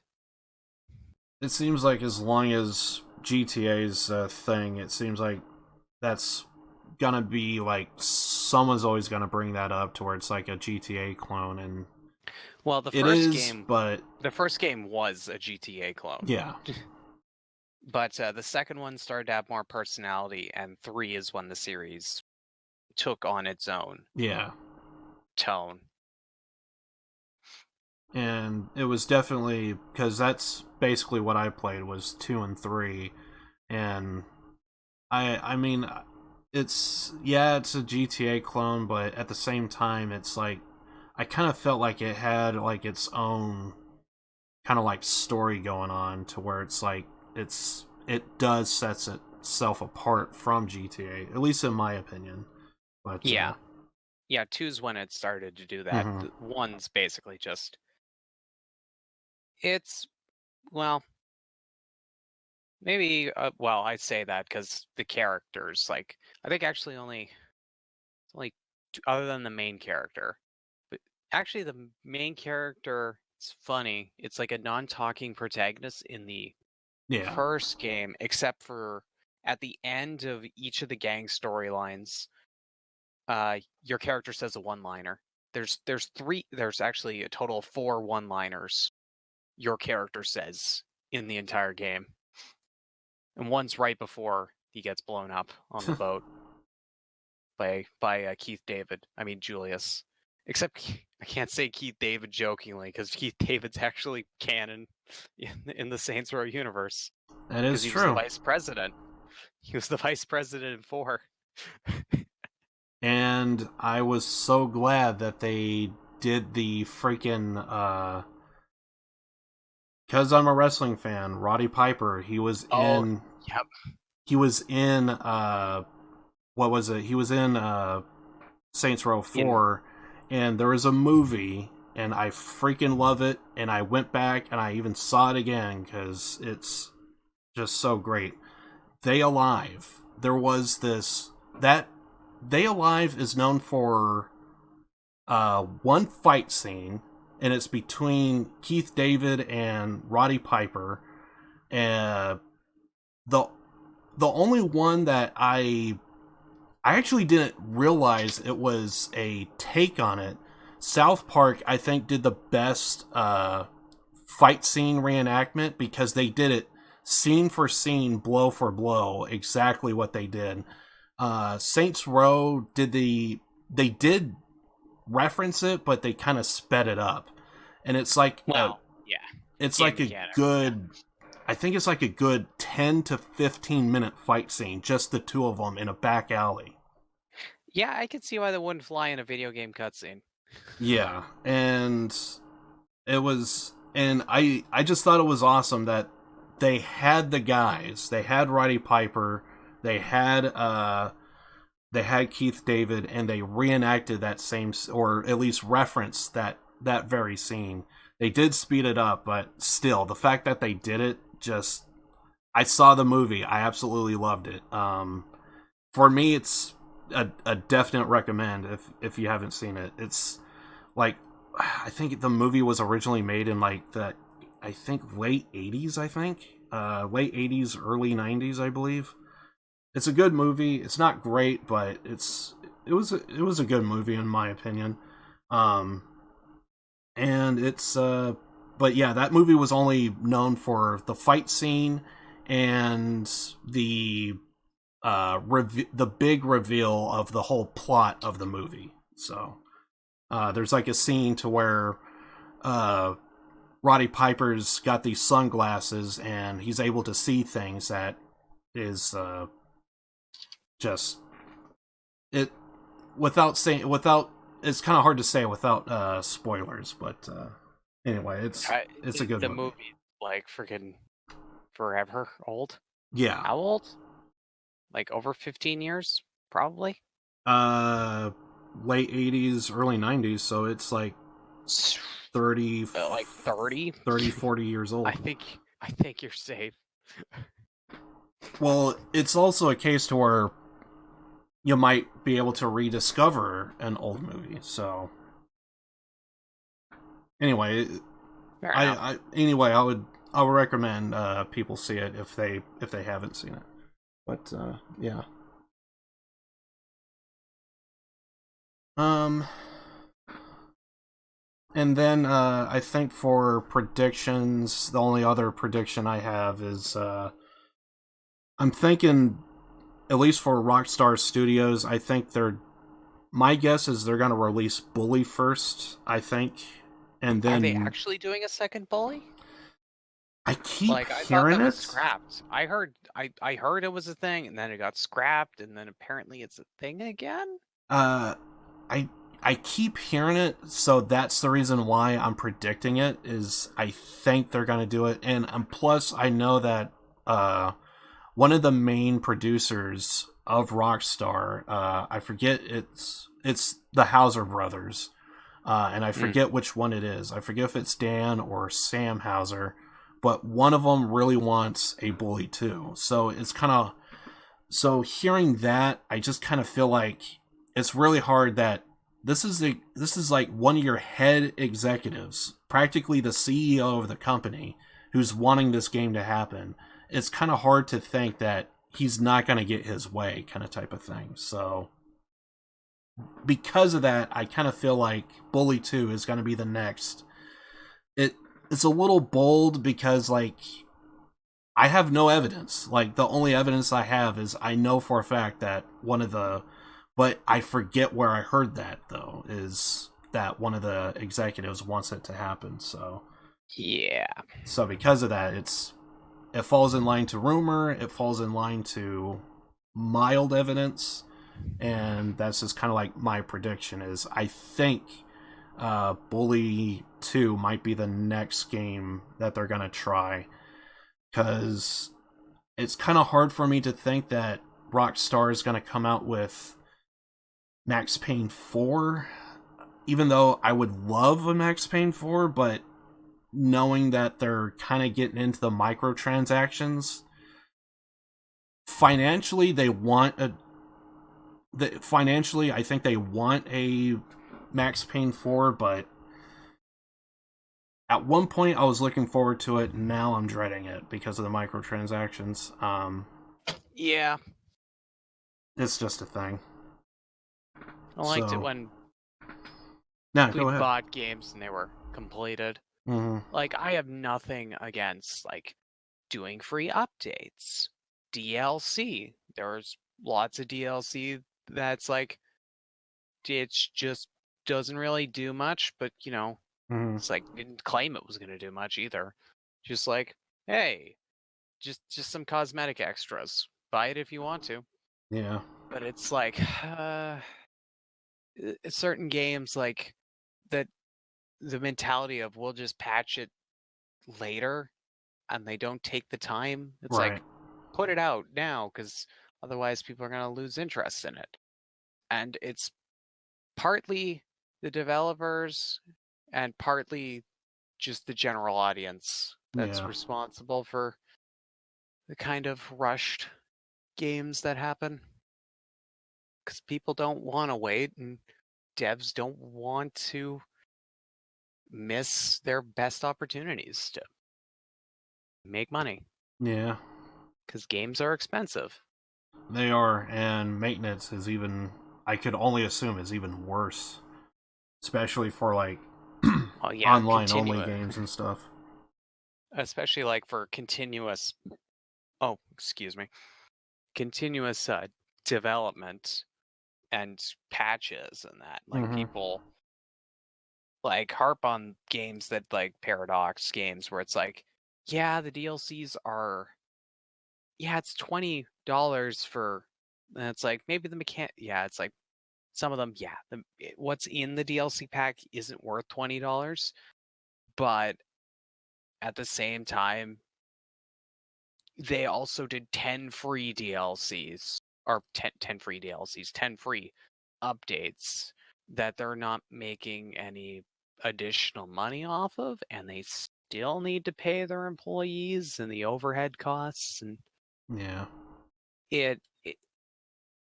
it's continuous updates are good, but at the same time, too much time towards them, one, takes away from like a sequel to games or other games being developed, and two, lead to like finding new ways to supplement income. Right. Of course, which is true for some gaming places, but some of the bigger ones that are like, oh, we need loot boxes to make shitloads more money. I wouldn't believe a goddamn word of Blizzard. If they were like, we need loot boxes in all of our games. No, I think Overwatch has made you more than enough to. If Overwatch hasn't made you enough money off their loot boxes, you need to reevaluate your financial situation. Yeah. Or Rockstar with how much money they made off GTA 5. They made tons of money. I think more money than any other video game? Far as I know, it's supposed to be the top-selling media out there. Yeah. To be fair, it's the most expensive video game ever made. I also heard that as well, I believe. Yeah. It's the most expensive one, but it's also the one that's made the most money, so... Yeah, especially with shark cards. Oh, God. If we're even adding in the shark card thing, yeah, it maybe tripled the actual, like, original sales of when it first launched, I think. Yeah. Yeah. I imagine the profits of GTA 5 could probably cover the entire costs of Red Dead Redemption 2. Completely. I think it's, at least in my opinion, I think it's safe to say they covered the cost of maybe 2 or 3 IPs total, I think. Obviously, Red Dead being one of them.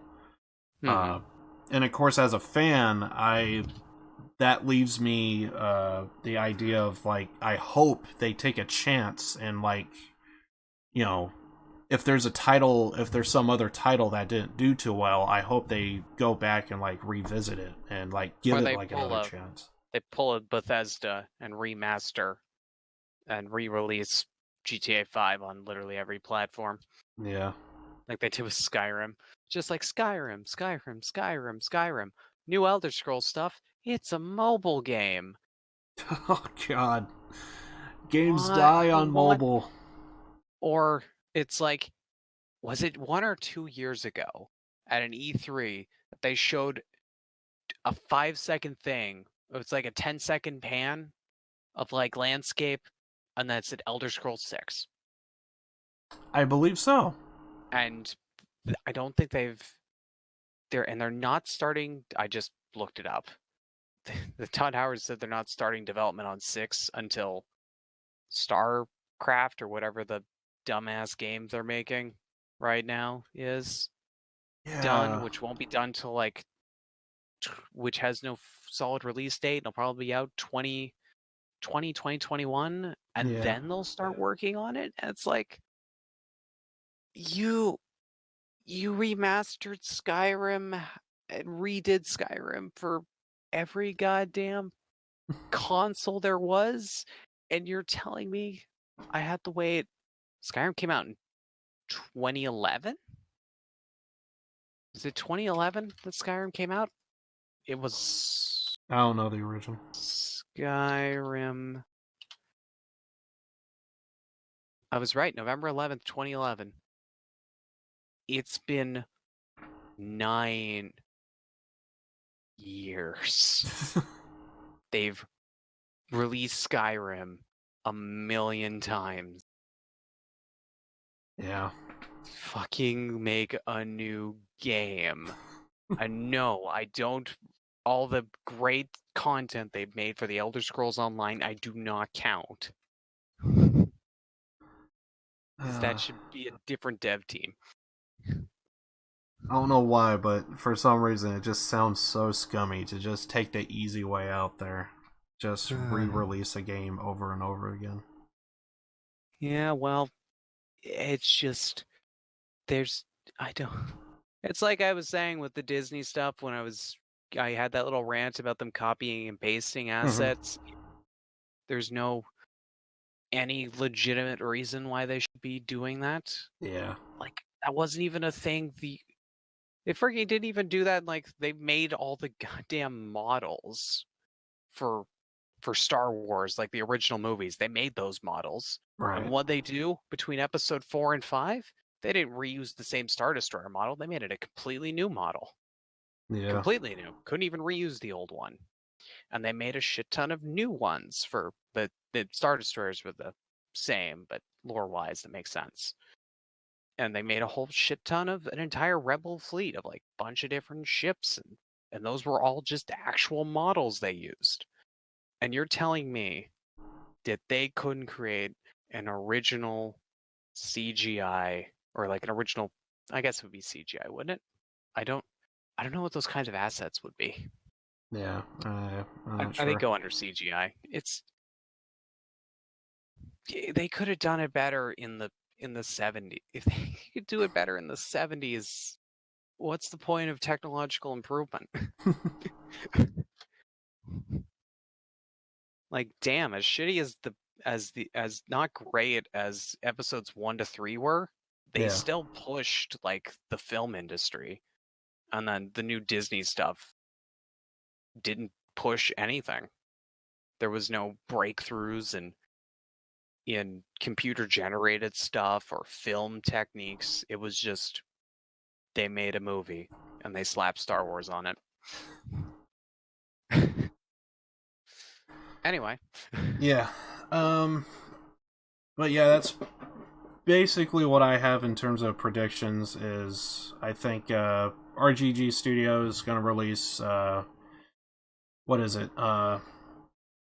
3, 4, and 5 eventually to PC, but there's a good chance that 0, 1, and 2 is going to end up on Switch first, and at least for Rockstar, I believe I'm thinking Bully 2 is probably going to be the next one. Other than Bully 2, maybe Midnight Club might be a thing, maybe, because other than, I think Bully 2 is high on the list, but I can't really think of any other game besides GTA that is high on Rockstar's list of like potentially to be released. I mean, the 3 games I could think of, at least at the moment, is Max Payne 4, a new Midnight Club, and Bully 2. And out of all those games that I just mentioned, I'm thinking Bully 2's probably higher on that list, at least in my opinion. But anyway, those are kind of my predictions for the future to come for Rockstar and RGG Studios. Also, I don't really do New Year's resolutions because I kind of almost never have anything. Because typically with New Year's resolutions, it's to improve your lifestyle, to improve your health in some cases. And typically I don't really have one, but I started noticing I just have a tendency of lurking a lot in streams, and I think that's like a thing I kind of want to break. And I think if I did have to pick a New Year's resolution, I think that's what I'm going to try and do, is try and no longer lurk and try and like be a little bit more active in people's chats, I think. So that's a little thing I've been kind of telling myself for the new year, at least. So yeah, New Year's resolutions. You think you have any, or you were kind of like me with the original thought of they're just kind of not really my thing? Yeah, even back when I made, it were, I don't think I ever followed through on them. Like they were just something to say and something you were expected to do. So I just did them. I don't really put any. Yeah. I mean, it's for the people who it works for, which is a very small minority. Good for them. If that helps inspire them to do that for like a week and then give up after 2 months. Like with most things, where it's like, I'm going to go to the gym, and they go for a month, and then they bought a whole year subscription to the gym, and they went once. But yeah, I didn't even bother with it. I just don't bother anymore. If I'm gonna make a change, I'll decide to do it, not just because it's a New Year's resolution. But anyway, that's kind of my New Year's resolution, is I'm gonna try and be a little bit more active in people's chats if I can. Unless if I'm like really busy or something, obviously, it's something I can't really help if I'm busy. So, but I'm gonna at least try and be a little bit more active. So that's kind of it for the podcast. And usually when we do Artist of the Week, typically I guess I should say, we typically only go with a single artist, and we just kind of go with that. Basically, so this is kind of like my own little version of it, is not only do I pick a artist, but also Dark is going to be picking an artist as well. And for this week, it's I guess you could say a little bit of a fan of the channel. I guess you could say a little bit of a fan of all of our channels, at least, because like we're all Payday fans. It's I tolerate Payday. Don't call me a fan. Oh, okay. Well, I'm still a fan of the music, at least. Simon Viklund is my kind of pick for Artist of the Week. I kind of went with him. I kind of wanted to actually pick him last year a little bit, because I actually heard, I hope his condition gotten better over the past couple of months. He released a video, I think, back in December. I think it's up on his YouTube as well. Apparently his lungs is filling up with fluid, and apparently when he breathes, it's almost like it sounds like he's gargling water. And that's, oh God. Yeah. And when I heard that, I was like, if it gets really bad, they're gonna have to drain his lungs if it gets really bad. Oh, that's one of those conditions where every time you breathe, it feels like you're drowning. Oh. Yeah. So. Because you actually are. Yeah. So when I heard that, I kind of felt like, I'm sure with some antibiotics and maybe some other treatments, I think his condition could hopefully get better. But that was just something I just kind of heard, and since I do like his music, I played Payday, and there's songs that definitely I've heard very frequently.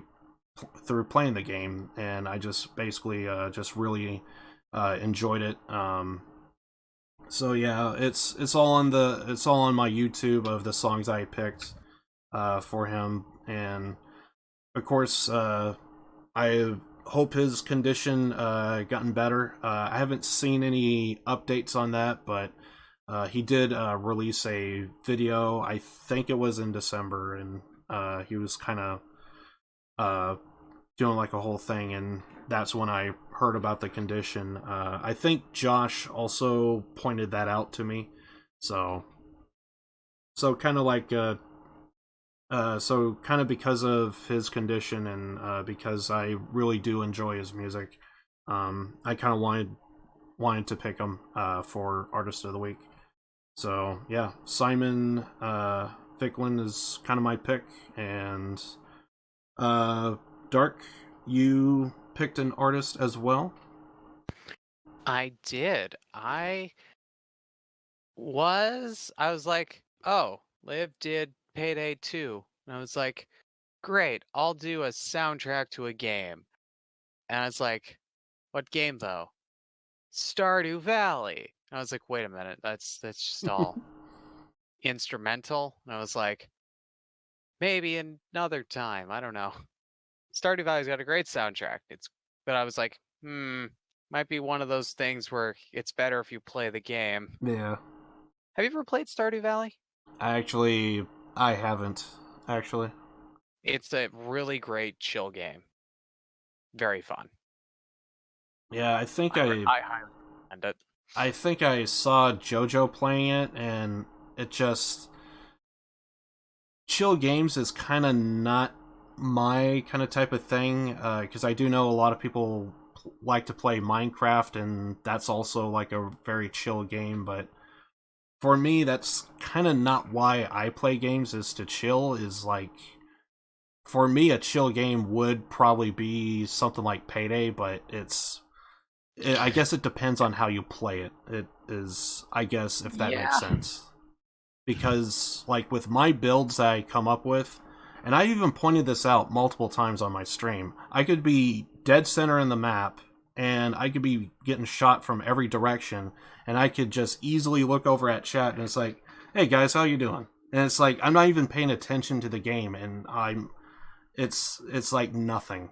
So, I mean, yeah, there's a lot of shooting, and there's a lot of grabbing loot and all that stuff, but, like, for me, like, it's, you could either make it hectic, or you could either choose to just not care, and that's basically my kind of type of builds that I have. So anyway, but yeah, so I'm assuming Stardew Valley is not the game that you kind of picked there. So well, no, no, I didn't go with a game because that was the only one I could think of. So I just went with Green Day because they're a band I very much enjoy, and it was very hard for me to pick 4 songs because there are so many fantastic Green Day songs. I was like, it hurt me to narrow it down to 4. That's exactly how I felt like last year when I went with Motorhead. I was like, 4 is an offense to me. God, Like, that was last year.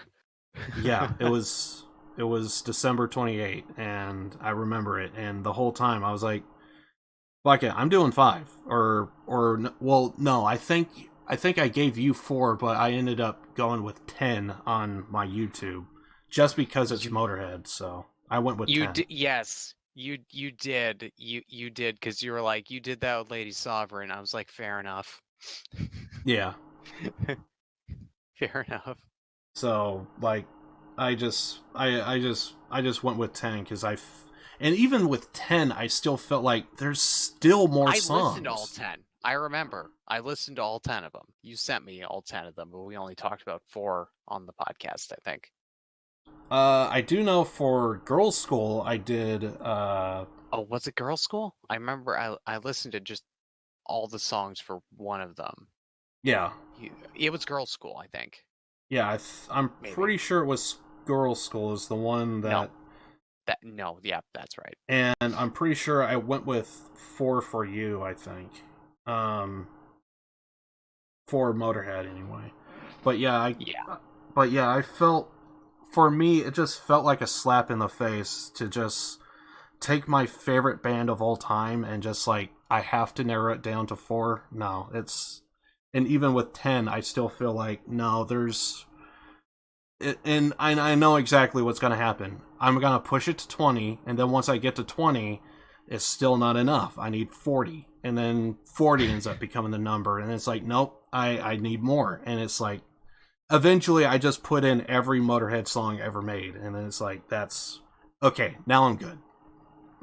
So, yeah, it's hard when you come up with songs and it's or you have a favorite band and it's like there's just too many. To narrow it down to 4 is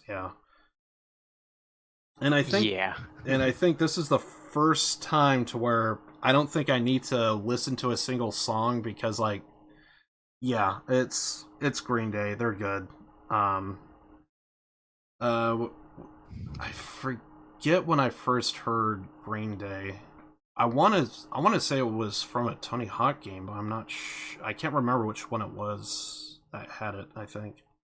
But I definitely know I did hear a lot of the songs, and it's... Yeah, American Idiot's like a classic. God, I'm trying to think of, like, the songs that I best remember. Yeah, Holiday's another one. Holiday's a banger. I'm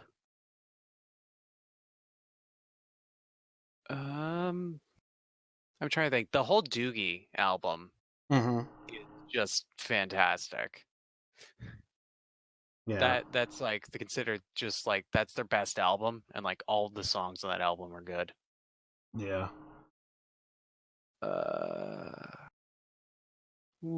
I'm trying to think of any that are like I'm trying to think back to like Green Day songs that they still play today. Like I've listened to I've like Green Day and like other rock things since like I was a kid, because that was like the music.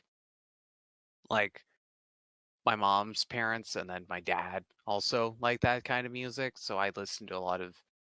I heard a lot of like in like the car, like Nirvana, Red Hot Chili Peppers, Green Day, stuff like that.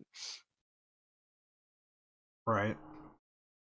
So I've been like been exposed to that music for a long time, and I do very much enjoy that kind of music. Yeah, it's... I forget the last time I really listened to Green Day, but I do know... I do remember liking a number of their songs, it seems like, and they are really good. Again, it's... haven't listened to them in a while, but they are good. But yeah, that's kind of my pick is Simon, who does all the Payday music. You picked Green Day, and yeah, so I kind of like the artists that we went with, at least in my opinion. I thought both of these were pretty good. Yeah. Oh shit! Green Day released the new song January 16th of 2020. Oh really? Yeah. Also, the song's called "Oh Yeah."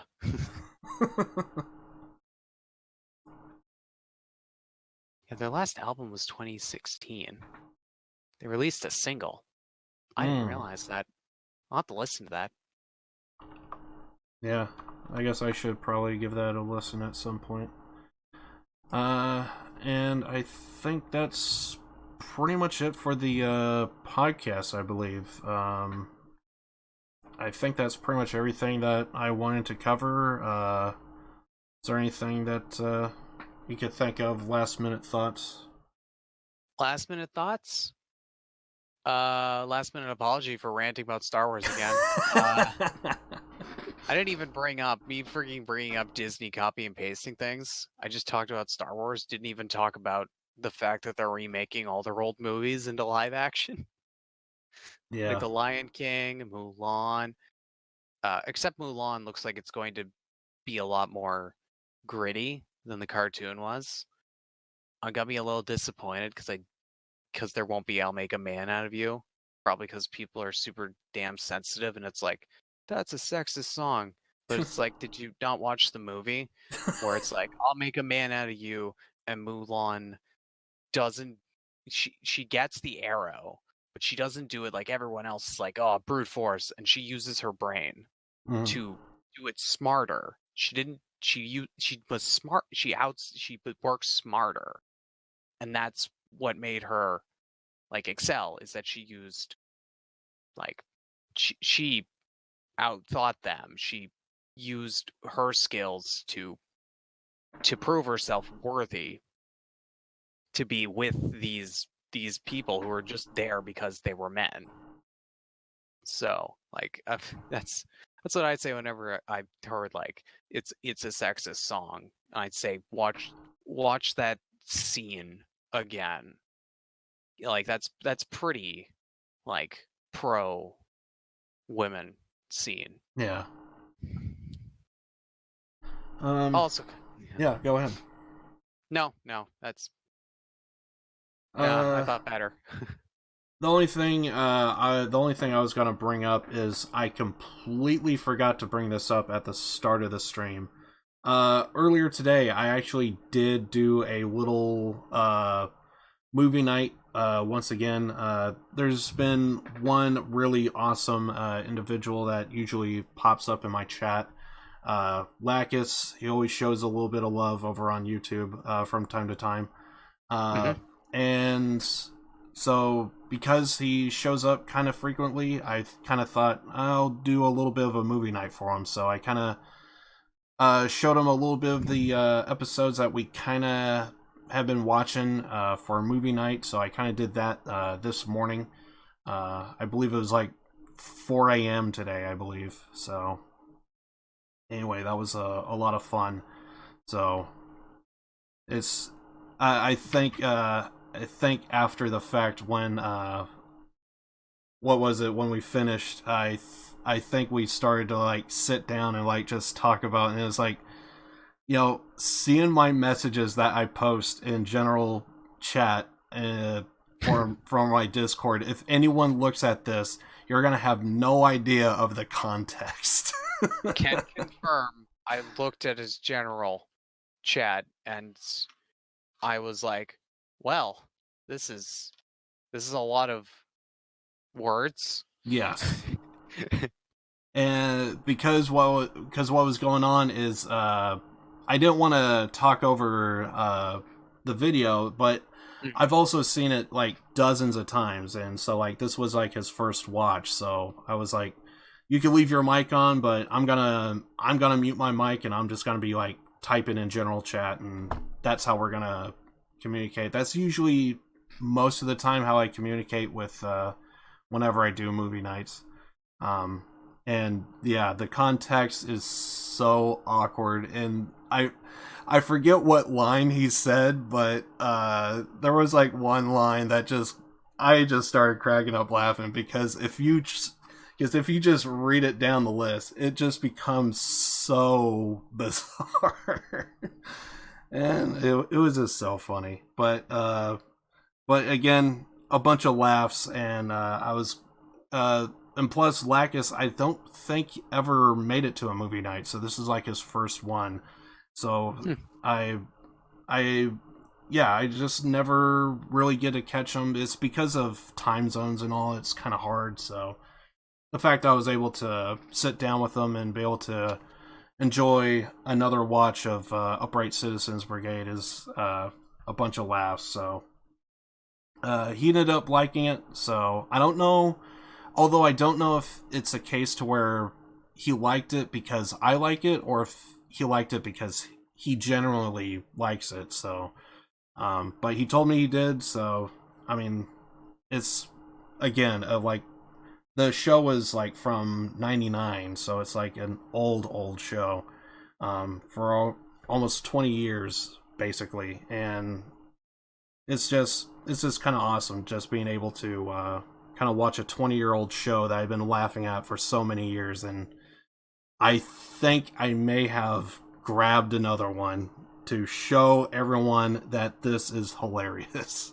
So it seems like this show doesn't fail to grab a new audience, and it just puts a smile on my face knowing that it just keeps bringing in people, and I'm kind of glad about that. So,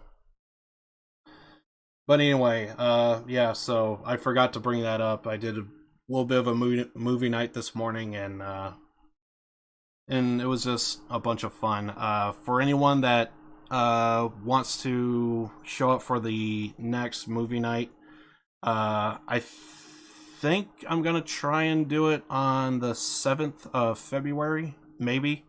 Try and do it first podcast of February. So if anyone's interested, that's gonna be my next one. We'll probably, because I know Lacus and Josh are both European, so they're gonna have like different time zones, and I'm gonna try and do it at 6 in the morning, but yeah, if it changes, I'll let you guys know. So I guess that's pretty much it. So is there any plans for your streams at all, by any chance, or? I'm gonna be doing some more Resident Evil 2. Probably gonna try and do the fourth survivor, all the tofu ones. I've done like 2 out of the 5, and some of them are gonna be, well, one of them's gonna be interesting, to say the least, because it's probably the hardest of the ones to do, because it has no healing and just all grenades. So that's gonna be fun. I'll probably do playthrough of like Claire A story, then the Leon B, and then do a speed run. Other than Res 2, I don't know. I might try and do some games I haven't done before, and I've always wanted to. Maybe some Rainbow Six Siege? Maybe? And the whole with the Star Wars D&D, that's something I'm gonna have to think about and try and figure out, because of just I feel like it's too early to feel as sort of skeptic about it as I do, but I don't know.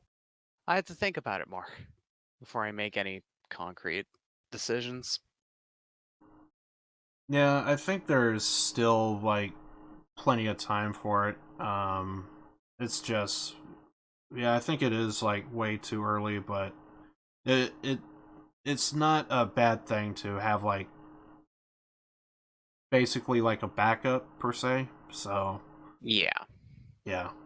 I think that I think it's way too early to start thinking. Yeah, but again, hopefully everything works out and we'll be able to do that. So again, looking forward to it. As for me, tomorrow I'm gonna be doing a stream. I don't think I'm gonna be doing anything today, unless JoJo all of a sudden comes out and says, "Yeah, we're good to go for the Star Wars thing," because I'm still open to do it if he just like, because he's been offline this entire time we were doing this podcast. Every so often I was checking to see if he like pops up maybe, But, yeah, I was checking too. So, yeah, if I hear any word that JoJo's down tonight, like, I would do it. But if it's not happening, we'll just try again another day. Hopefully. Oh, it's not gonna happen tonight. I need to get up at 6 Oh, o'clock okay. tomorrow. So, yeah, it's way too. He hasn't messaged us by now. It's not even. I can't. I couldn't. Okay.